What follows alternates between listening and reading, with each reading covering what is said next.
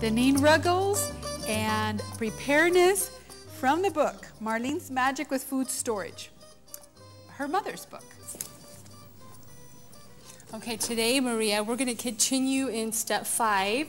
In previous segments, we did the whole 7 steps, which, by the way, you can look up on the website and download any of the 7 steps. Yes, and the name of her website is marlenesmagic.com. Marlenesmagic.com without an apostrophe. Yes. So we're going to focus on sprouts. And I love sprouts, so I have been really looking forward to this segment. Okay, tell me really quick, what kind of sprouts have you eaten before? Oh, I've eaten a lot of different ones, but of course alfalfa, you know, is one of my favorites, and garbanzos, and I love broccoli seeds, sprouts. Those are really, really yummy. Yeah. So, you know, I've done different ones, but I'm excited to see this. Even wheat. I've done a lot of wheat. Wheat too. Wheat. You know, any bean or seed you can sprout, anything, you can sprout it. The neat thing with sprouting is sprouting increases nutritional value hundreds of times. For example, this is wheat. And if you just sprout wheat just the size of the kernel, it will increase the vitamin C 600 times. Isn't that amazing? 600 times. And you know, I have to add something. I don't handle wheat really well, but I can eat sprouted wheat, and I don't have any problems. So it also changes the way that your body uses it. Yes. And so it's a marvelous thing. And sprouted wheat, you don't want to get it much higher than this if you're going to put it in salads, because then it turns into wheat grass, which is a whole nother thing where you juice it and drink the juice of the green grass. Right. So wheat, you're just going to sprout a little bit, put in your salads, sandwiches, anything you want. Now, food storage. We've talked already a lot about nutrition and why it's so important. If you're lacking food, or even today when you're wanting to be healthy and vibrant, sprouting is so essential. And I talk to a lot of my friends, and they're like, oh, how do you sprout? A lot of people don't know how. Now, I've never seen these trays before. You better show those to us. I will show you, and sprouting is so easy, so easy. I can explain it to you in 30 seconds, which I will. Tell us. Okay, so sprouting. You can do this today. I'm sure everyone has a mason jar with a lid.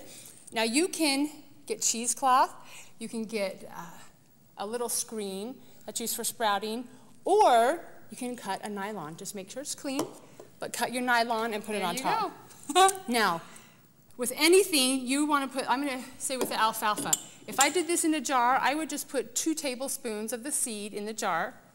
These take about 3 to 4 tablespoons. And with any bean, you want them about 2 or 3 layers thick. Okay. So you put that in a jar. You put the seeds in there, you soak it overnight. In the morning, you dump the water out, milk it out. Dump it into your plants, because there's nutritional value there, and it's wonderful for your plants. And I always forget. I always forget. In fact, when I was doing these, I'm like, oh, I should have saved the water for my plants. So you milk it out, then you rinse it until the water becomes clear, dump it out, and settle the seeds. Put this in a cabinet in your pantry, not with sunlight. Okay. Because, of course, they start underground anyway. Yes. And then within a couple days, these have only been growing for 3 days. And this is about as big as you want. This is pinto beans. That's about as big as you want your sprouts for salads and soups or whatever. There we go. Great. Now, alfalfa, you'd rinse twice a day, 2 to 3 times a day. Right. You just take 2 seconds. Just put it by your sink, and whenever you're doing 2 dishes. seconds, do it really quick. Within 5 days, when you see 2 leaves on your alfalfa sprouts, you will then take it and put it on your counter where it can get indirect sunlight, and that's where the green appears. They're yellow until then. These are beautiful trays. Okay. All right, so quick sprouting now. I have to read you really quick about alfalfa. It is, my mother calls it king of the sprouts. And I'm going to tell you why. I love alfalfa sprouts. I'm going to tell you why. However, alfalfa is the king of the sprouts because, listen to this, alfalfa provides a good source of vitamin A, B, C, D, G, K, and U. The whole alphabet. The whole alphabet. They contain amino acids. They are rich in minerals such as phosphorus, chlorine, iron, silicone, aluminum, calcium, magnesium, sulfur, sodium, and potassium. Alfalfa contains 35% protein. Oh, I didn't know that. I knew about all the other stuff, but not about the protein. The chlorophyll will also help in wound healing.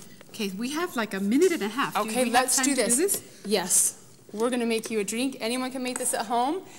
This is your vitamin pill. It is alive, and it is delicious. Great. You can get all the juice? Orange juice. I guess you could use any juice, right? It's like a tropical Hawaiian. Ah. Orange juice, bananas. Okay, my mouth is watering already.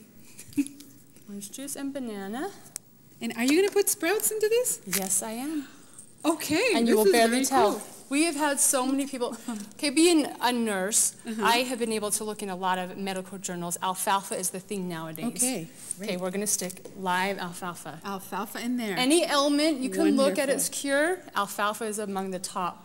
This is great. I've juiced alfalfa, but I've never thought to put heavens, it Maria. in a smoothie. This is wonderful. Are you going to do some frozen pineapple? This gives it that Hawaiian taste. And this Okay. is just canned pineapple. Okay. I just stick it right in the freezer. Yeah, that would be in your storage, right? That frothy Hawaiian taste. Okay. We're going to mix turn it up that good. on. You don't want a sprout sticking out of your teeth. Okay. We'll be right back and show you what the smoothie's like.